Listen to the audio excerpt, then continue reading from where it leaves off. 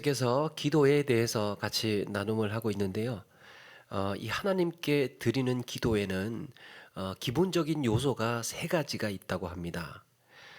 기도에 있어서 가장 먼저 우리가 기억해야 할 것이 기도의 대상이신 하나님을 충분히 생각하는 것이죠. 어떤 하나님이신지 이것을 위를 향한 기도라고 합니다. 위를 향한 기도. 기도의 대상이 어떤 분인지를 충분히 묵상하고 그 하나님께 무한한 영광과 찬양과 감사를 드리는 겁니다. 이게 기도의 요소에 위를 향한 기도가 있어야 한다. 그리고 또 한 가지가 안을 향한 기도랍니다. 우리 안을 향한 기도. 내 안의 죄를 깨닫고 고백하는 이것을 회개하는, 나를 성찰하고 나를 돌아보고 나를 다시금 돌이키게 하는 이런 안을, 내면을 돌아보는 안을 향한 기도. 그리고 세 번째가 밖을 향한 기도예요. 밖을 향한 기도. 나뿐만 아니라 내 주변 사람들, 그리고 이 땅에 사는 수많은 영혼들의 필요를 채워주시도록 그렇게 간구하는 겁니다. 예전엔 중보기도라고도 했죠. 그렇게 이 세상을 향한, 나라와 민족을 위한, 이 사회를 위한, 그리고 전도와 선교를 위한 이렇게 밖을 향한 기도의 요소. 위를 향한 기도, 안을 향한 기도, 밖을 향한 기도. 이런 요소들이 있는데 이 중에서 오늘은 이 첫 번째 요소인 위를 향한 기도를 중심으로 생각을 해 보려고 합니다.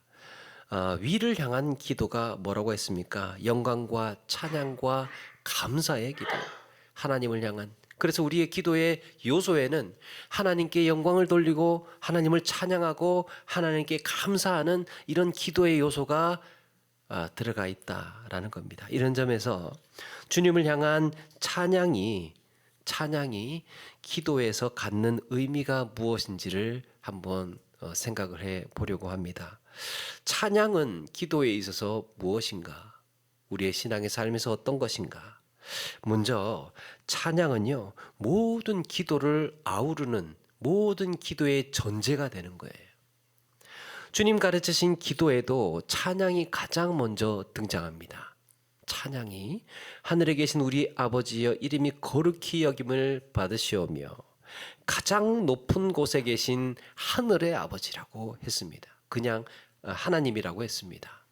하늘에 계신 하나님, 우리의 아버지가 되신 하나님, 그 이름이 거룩히 여김을 받으시는 하나님. 이런 표현들이 위를 향한 기도, 다 하나님을 찬양하고 높이는 표현들이, 이렇게 기도에 있어서 하나님이 어떤 분이신지 그 존재를 시인하고 기도를 시작합니다.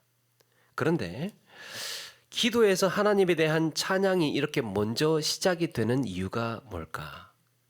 기도에 있어서 이런 찬양이 먼저 시작이 되는 이유가, 우리 TV 같은 데 보면 이 드라마 같은데요, 변호사가 재판장을 부를 때 존경하는 재판장님 그러잖아요. 존경하는 재판장님.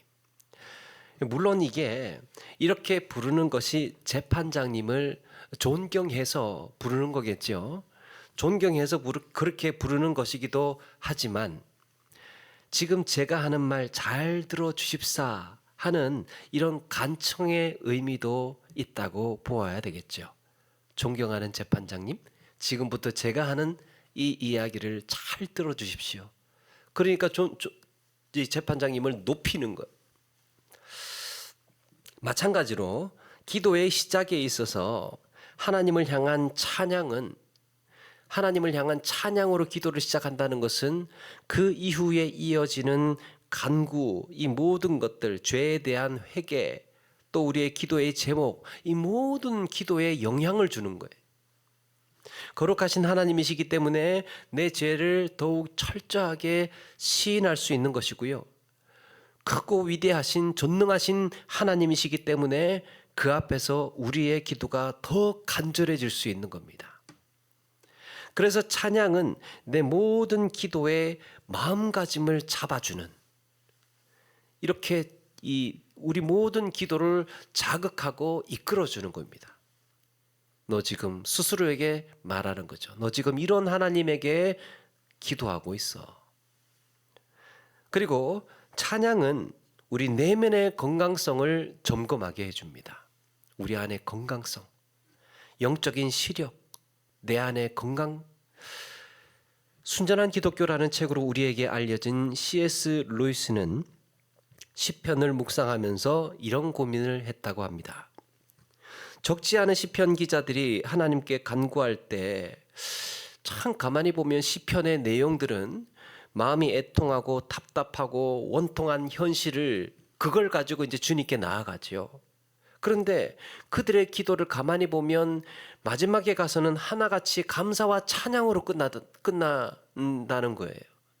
그걸 발견을 하고 이들은 어떻게 감사와 찬양으로 기도를 끝낼 수가 있었을까?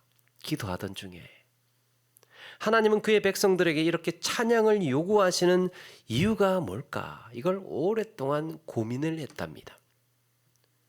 그러면서 이런 고민 끝에 한 가지 딱 떠오르는 단어가 감탄이라는 단어였어요. 감탄. 여러분, 우리가 그림을 보거나 뭔가 노래를 듣거나 책을 읽거나 했을 때 감탄을 하게 되는 경우가 있죠. 감탄. 물론 감탄의 정도도 사람마다 다를 겁니다. 어떤 사람은 무슨 좋은 노래를 들어도 이게 좀 시큰둥해요. 그래서 뭐 좋네, 그냥 좋네, 이 정도에 괜찮네 하는 정도입니다. 그런데요, 어떤 사람은 크게 감탄을 해요. 야, 세상에 이런 노래가 있었구나. 세상에 이런 음식이 있었구나. 막 그렇게 크게 감탄을 합니다. 야, 어떻게 저런 노래가 있을 수 있지? 그래서요, 그 노래를 찾아서 듣고 또 듣고 또 들어요. 아무리 들어도 질리지가 않아요. 그 노래를 너무 좋아한 나머지 그 노래를 부른 가수까지도 좋아하게 됩니다. 그 가수를 사진을 거실에 걸어 놓아요. 좀 더 높은 수준의 음악을 듣기 위해서 이 노래는 제대로 들어야 돼. 그러면서 비싼 오디오 스피커를 삽니다. 이 노래가 좋아서. 이게 좋아하는 것들이 이어지죠. 콘서트를 예매합니다. 바쁜 시간 쪼개서 누가 뭐래도 거기를 찾아가요. 가요. 감탄을 했더니, 감탄에서 시작한 거잖아요. 경탄, 감탄을 했더니요, 생활에 조금씩 변화가 오고 있습니다. 하고 싶은 일이 생기기 시작했어요. 감탄을 했어요. 꿈이 생기기 시작을 했습니다. 이전에는 필요 없던 것이 이제는 필요해지기 시작을 했습니다. 감탄을 한 이후에 생겨나고 있는 변화들. 관심이 없던 것이 이제는 관심을 갖기 시작을 했습니다. 거기에 시간을 쓰고 열정을 쓰고 그렇게 에너지를 쏟기 시작을 합니다. 삶이 변화하고 있는 거예요. 삶이 변하고 있는 거예요. 노래뿐이겠습니까? 카메라를 좋아하는 사람은 또 카메라에, 무슨 신발을 좋아하는 사람은 또 신발에, 옷이나 자동차나 무슨 자전거나 뭐 이렇게 사람이 좋아할 수 있는, 어떻게 저렇게 예쁠 수가 있을까? 어떻게 저렇게 멋질 수가 있을까? 거기에 감탄을 해서, 그렇게 감탄을 하는 순간 그 생각만 하게 되고 온 마음이 거기에 쏠리는 이런 일들이 벌어지게 됩니다. 여러분, 제가 지금 무슨 말씀을 드리는지 아시겠죠? 이게 뭘 의미합니까? 무언가를 보고 감탄한 사람은 거기서 내가 뭔가를 근사하고 위대하고 내 마음을 사로잡는 뭔가를 보았기 때문에요. 남들은 잘 알아차리지 못했는데 나는 봤어요. 진짜 기가 막힌 모습, 진짜 기가 막힌 것, 그걸 본 사람들입니다. 그에 대한 안목을 나름대로 갖고 있는 거예요. 한마디로 볼 줄 아는 거죠. 볼 줄 아는 것. 사람을 봤을 때도 그렇지요. 사람을 어떤 기업에서 정말 찾고 싶은 사람을 만났다면 그 사람을 뭔가 스카우트하기 위해서요, 붙들기 위해서 온 수단과 방법을 다 동원할 거고 기꺼이 대가를 치를 겁니다. 그렇다면 하나님은 어떨까? 하나님. 우리는 하나님이 세상에 어떤 아름답고 위대하고 훌륭한 것보다 훨씬 더 감탄과 찬양을 받아야 할 뿐이라고 고백할 수 있습니다. 이것이 내 삶을 기꺼이 헌신하게 하고 기쁨으로 봉사하고 전도하고 기도하게 합니다. 하나님을 보고 놀라웠기 때문에. 그 하나님을 보고 그의 성품, 그의 능력, 그의 사랑과 은혜에 감탄할 수 있는 안목을 가졌기 때문에 우리는 보았어요. 이런 감탄이 내 삶을 이끌고 변화시켜 주는 거예요. 하나님을 보고 놀라워했기 때문에. 그런데 하나님을 보고도 혹은 듣고도 뭐 괜찮네 뭐. 좀 신앙생활 하는 거 좋아. 응? 마음을 정화시켜 주니까. 뭐 이렇게 그냥 그 정도로. 그런 정도라면 어떻습니까? 알아도 희미하게 알고 어렴풋하게 안다면 영적인 시력이 떨어져 있거나 다른 곳에 관심이 많아서 하나님께 신경 쓸 여력이 적다고 보아야 됩니다. 여러분, 천국은 밭에 감추인 보화와 같다고 했습니다. 밭에 감추인 보화. 그걸 얻기 위해서 다른 거 다 쓸어다가 팔아도 아깝지 않을 정도의 보화를 본 거예요. 우리의 신앙의 삶은 혹은 하나님의 사랑은, 하나님의 은혜는 이런 거예요. 여러분, 하나님을 향한 이런 감탄이 우리를 더욱 간절하게 기도하게 하고 더욱 하나님을 매달리게 하는 이런 에너지가 되는 겁니다. 하나님을 보고 놀라워했던 하나님의 사랑이 이런 거였군요. 하나님이 어떤 분이신지, 하나님이 누구신지 안목이 있는 자는 없던 열정도 생기고 없던 소망도 간절해집니다. 우리의 기도는 그렇게 더 뜨거워지는 거예요. 본 만큼 기도하게 되죠. 알아차린 만큼 붙들게 되는 겁니다. 이것이 찬양이 있는 기도예요. 우리의 기도에 이런 찬양이 있으니까 얼마나 기도가 역동적이고 뜨거워지고 힘이 있어지겠습니까? 그래서 C.S. 루이스는 이렇게 말합니다. 겸손하며 균형이 잘 잡힌 이들은 누구보다 열심히 찬양하는 반면 매사에 짜증을 내고 순응할 줄 모르며 불평불만을 일삼는 이들은 좀처럼 찬양할 줄 모른다. 건강하고 때묻지 않은 이들은 소박한 밥상을 높이 평가할 줄 알지만 소화불량 걸렸거나 고상한 척하기를 좋아하는 사람들은 무얼 내놓든 흠부터 잡으려 든다. 우리의 마음가짐, 우리의 마음의 태도에 부정적이거나 비판적이거나 교만한 것이거나 욕심이거나 이런 것들이 가득 들어있으면 잘 찬양이 안 나온다는 거죠. 대체로 찬양은, 이 루이스의 말입니다. 대체로 찬양은 내면의 건강을 한눈에 볼 수 있게 드러내는 지표가 되는 듯하다. 찬양하는 것을 보고 내면의 건강성을 알아보는 일종의 지표가 될 수 있다. 하나님을 향한 감탄을 잃어버린 신앙은 그래서 내면에 여러 가지가 침체되어 있을 수 있습니다. 그러면 여러분, 우리는 이 내면의 건강, 영적인 시력을 회복하기 위해서 뭘 해야 될까? 이런 내면의 건강을 회복하기 위해서 뭐를 하면 좋을까? 바로 사랑의 질서를 재설정하는 겁니다. 사랑의 질서. 이에 대해서 어거스틴은 말합니다. 무엇을 사랑하느냐가 한 사람의 됨됨이를 말해준다.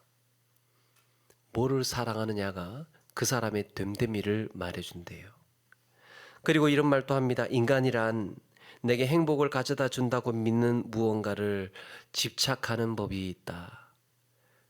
내가 저거 있으면 행복할 것 같아. 그럼 거기에 집착하는 것. 그런데 문제가 있습니다. 인간이 떠안은 가장 큰 문제가 뭡니까? 죄죠, 죄. 하나님을 사랑하고 싶은데 죄가 걸린 거예요. 죄 때문에 사랑의 갈피를 잡지 못하고 엉뚱한 곳으로 방향을 잃고 마는 겁니다. 사랑의 질서가 깨진 셈이. 죄라는 게 무엇입니까? 하나님과 나와의 사랑의 관계가 깨진 거잖아요. 그래서 사랑하지 말아야 할 것들을 사랑하거나 사랑해야 할 것을 사랑하지 못하는 것, 더 사랑해야 할 것을 더 사랑하지 못한다거나 덜 사랑해야 할 것을 더 사랑한다든지 이렇게 뭔가 어그러지고 뻐그러져 있었어요. 인간이 마땅히 더 귀중히 여기고 더 사랑해야 할 것을 잊어버리게 되면 무슨 일이 일어날까? 이 사랑의 질서가 깨지면요. 사랑의 질서가 어그러지면 무슨 일이 일어나느냐?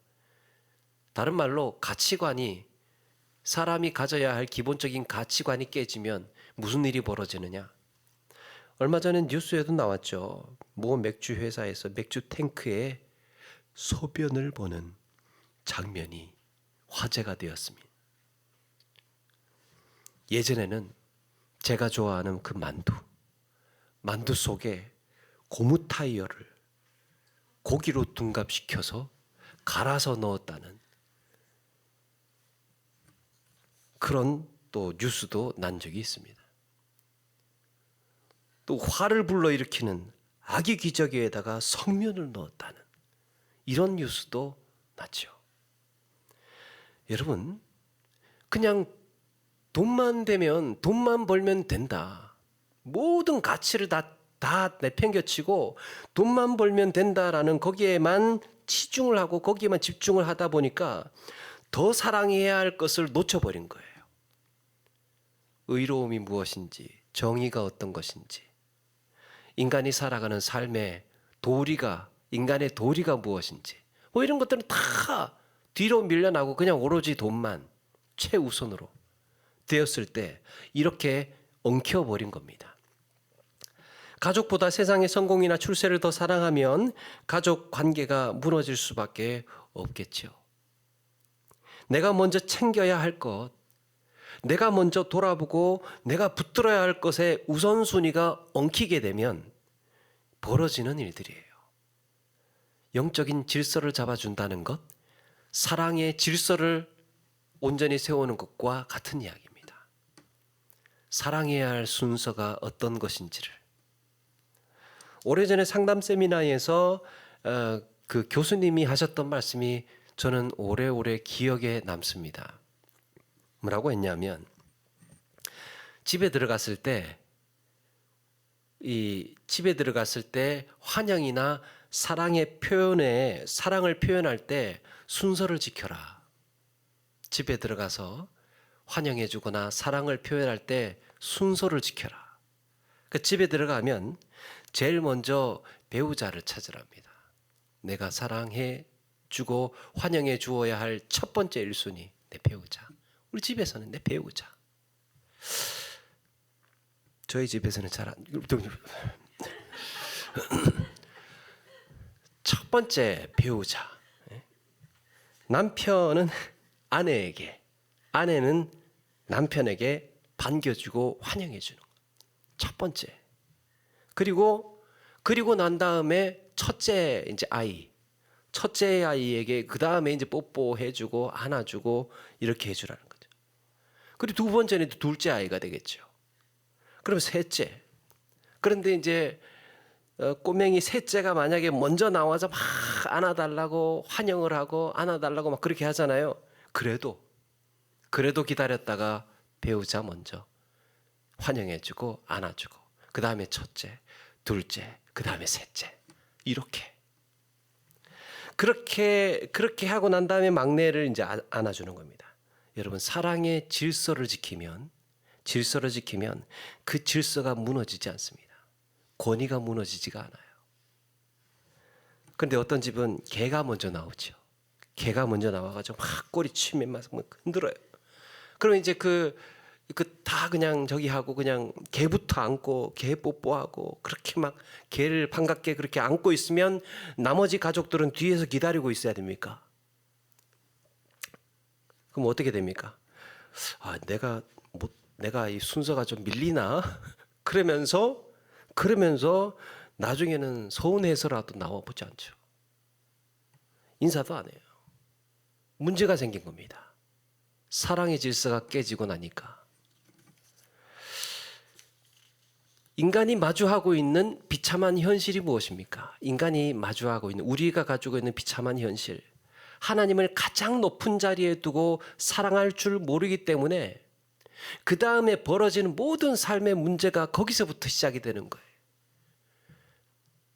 그래서 우리의 찬양이 뜨겁지를 않고 하나님 중심의 삶으로 변화되는 이런 열정도 식고 어그러지는 겁니다. 세상에 그 무엇이든 하나님보다 더 사랑하면, 세상에 그 무엇이든 하나님보다 더 사랑하면 모든 관계는 서운해지고 상처를 남긴다고 합니다.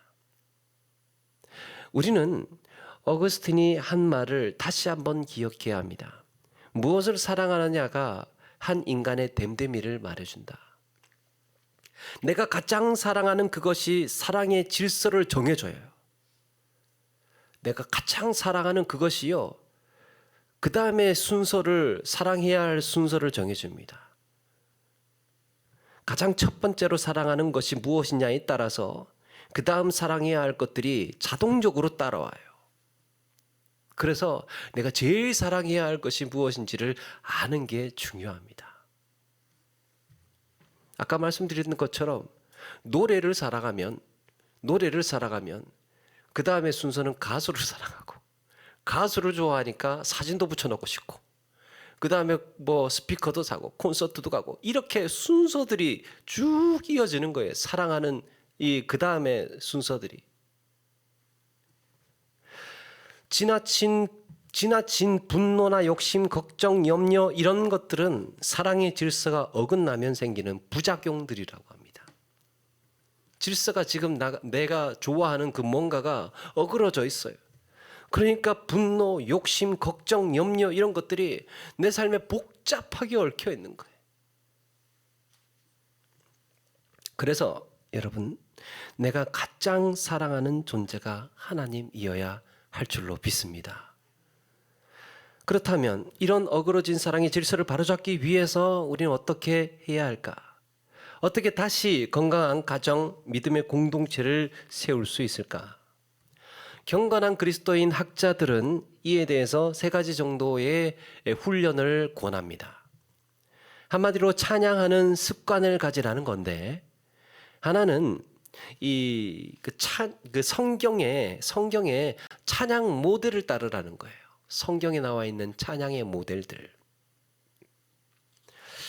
그래서 매튜 헨리라는 주석가는 성경적인 기도라는 책을 썼는데요.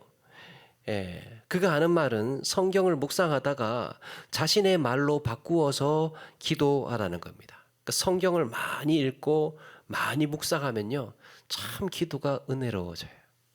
성경을 많이 읽으신 분들이 하는 기도를 듣다 보면 참 그 기도가 은혜롭고 굉장히 또 우리의 마음에 와닿고 그렇습니다.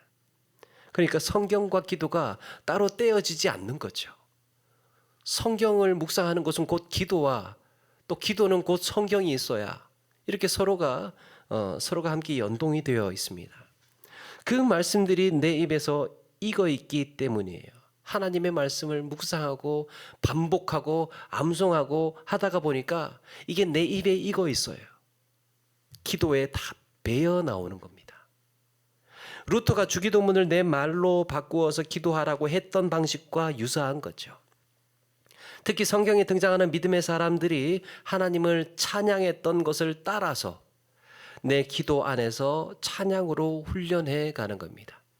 다윗이 하나님을 찬양했던 것, 야곱이 하나님을 찬양했던 것, 아브라함이 하나님을 찬양했던 것, 이런 것을 이 성경을 읽는 중간중간에 참 하나님의 사람들은 이렇게 하나님을 높였구나, 그걸 관찰하고 우리도 내 이야기로 내 삶에서 적용해보고 해보는 겁니다. 또 하나는 삶에서 오는 모든 기쁨을 찬양의 통로로 삼으라고 이야기합니다. C.S. 루이스가 한 말인데, 찬양의 모든 기쁨을 우리의 모든 기쁨을 찬양의 통로로 삼으라. 예를 들면 아름다운 산을 보았습니다. 기가 막힌 계곡을 보았어요. 정말 맛있는 음식을 먹었습니다. 훌륭한 책을 한 권 보게 되었습니다. 이런 감탄, 이런 일상에서 느끼는 기쁨을 통해 이것을 주신 하나님을 생각하라고 말해요. 우리 일상에서 할 수 있는 일이죠. 기쁜 일을 만나면, 감격스러운 일을 만나면 하나님과 연관지어서 묵상해라. 야, 하나님은 어떻게 이런 멋진 풍경을 만드셨을까? 야, 저 아침 저녁의 노을은 어떻게 저렇게 아름다울까? 이런 찬양의 습관을 들이는 것이 일종의 묵상이고 우리 더욱 풍성한 기도로 인도하는 안내자가 되기도 합니다. 그 시골에서 하는 농사를 지으시는, 귀농해서 농사를 지으시는 한 분이 밀짚 모자 같은 것을 쓰고 여름에 이 일을 하시다가 그 자기가 기른 나무의 열매를 이렇게 따서 입에 넣으면서 그 표정이 저는 참 기억에 남습니다. 그걸 참 음미하면서 감사해요. 감사해. 그러더라고요. 자기가 땀 흘려서 지은 농사인데도 그걸 입에 넣고 음미하면서 감사하다고 이야기를 하더라고요. 우리 신앙의 주파수도, 우리 신앙의 마음가짐도 그렇게 매 순간순간마다 오는 하나님을 향해야 하지 않을까. 마지막으로 기도의 기본 구조를 따르는 겁니다. 여러분, 우리가 보통 기도를 할 때 어느 정도 좀 순서가 있죠. 그 하나님에 대한 찬양과 감사를 먼저 하고, 그 다음에 회개하고 고백하죠. 그리고 간구하는 순으로 이어지지 않습니까? 매번 기도에서 우리도 찬양으로 그렇게 시작을 해요. 전능하신 하나님, 우리를 구원하시고 은혜로 인도하시는 하나님, 지금도 살아계셔서 우주 만물을 다스리고 계시는 하나님, 그렇게 찬양으로 시작을 해요. 이런 찬양을 잊지 않고 더 풍성하게 할 수 있도록 이걸 더 그냥 기도를 하니까 원래 그렇게 하는 거니까 라고 하지 마시고 이걸 좀 더 풍성하게 묵상을 해보라는 겁니다. 조금 더 확장을 시켜서 하나님을 어떻게 찬양할 것인가 고민을 해가면서, 그래서 이걸 좀 더 많이 해도 좋고 이렇게 찬양으로 시작을 하라고 합니다. 그런데 여러분, 기도의 마지막 단추 역시 찬양이라고 합니다. 기도의 마지막도 찬양이래요. 묵상과 기도의 책인 우리 시편을 보면 그 마지막이 온통 찬양으로 끝이 납니다. 시편의 이 마지막에 가서는 오늘 우리가 읽었던 말씀에서부터 시작해서 그 뒤에 40장, 140장, 150장까지 계속해서 찬양으로 이어집니다. 물론 사람에 따라서 어떤 이에게는 짧고 이런 찬양이요, 기도를 하다 보면 찬양으로 끝나야 된다더라, 그래가지고 찬양으로 끝내야지, 이렇게 하자는 게 아니죠. 정말 하나님을 묵상하고 하나님을 체험하고 경험하고 그러면서 정말 우리 속에서, 우리의 영혼에서 우러나오는 찬양을 하자는 것이죠. 그런데 이렇게 기도 생활을 할 때 어떤 이들은 정말 짧게 하나님을 빨리 그렇게 또 이 기쁨을 경험하고 찬양할 수 있고요. 또 어떤 이들은 평생 이어지는 여정이 될 수도 있습니다. 10년이 걸릴 수도 있고, 정말 내 속에서 우러나오는 이런 경탄, 이런 감탄으로 하나님을 찬양하기까지 세월이 걸릴 수도 있다는 거예요. 한평생 여정이 될 수 있습니다. 그런데 어쨌든 마무리는 어김없이 찬양이어야 된다는 거예요. 어쨌든 마무리는 어김없이 찬양. 여러분, 우리의 기도의 마지막, 우리 인생의 마지막은 찬양이 될 줄로 믿습니다. 우리 인생의 마지막은 하나님을 찬양. 우리는 이 땅에 살면서 기도 생활도 하고 전도도 하고 이웃에게 봉사도 하고 예배하고 헌신도 하죠. 그런데 주님이 다시 오시고 영원한 천국에 살게 되면 이 모든 것은 다 사라지고 하나만 남게 되죠. 전도, 말씀, 기도, 우리 봉사하는 것 이런 것들 다 사라지고 하나만 남게 됩니다. 뭐가 남겠습니까? 찬양이에요. 찬양. 영원히 하나만 남는 것. 찬양은 성도가 이루게 될 그래서 영원한 사명이고 영원한 기쁨이에요. 우리에게 영원히 있어야 할 것. 우리의 기도는 그것을 향해서 나아가는 겁니다. 우리 기도의 방향 끊임없이 뿌리를 내려야 하고 바라보아야 할 하나님을 진정으로 찬양하는 삶으로 우리 기도의 방향도 그렇게 나아가야 된다는 거예요. 이렇게 우리의 기도가 찬양으로 시작해서 찬양으로 끝이 나야 한다는 겁니다. 뜨거운 기도 생활을 위해서 우리 주님을 더욱 사랑하기로 결단하시고 또 말씀을 붙들고 묵상하는 데에 힘쓴다면 성령님께서도 우리의 마음을 붙드시고 더 풍성한 기도의 은혜를 경험케 하실 줄로 믿습니다. 건강한 기도 생활, 더 기쁨이 넘치는 주님과의 동행을 위해서 우리의 기도에 풍성한 찬양으로 하나님을 높이며 사시는 저와 여러분 되기를 주의 이름으로 축원합니다.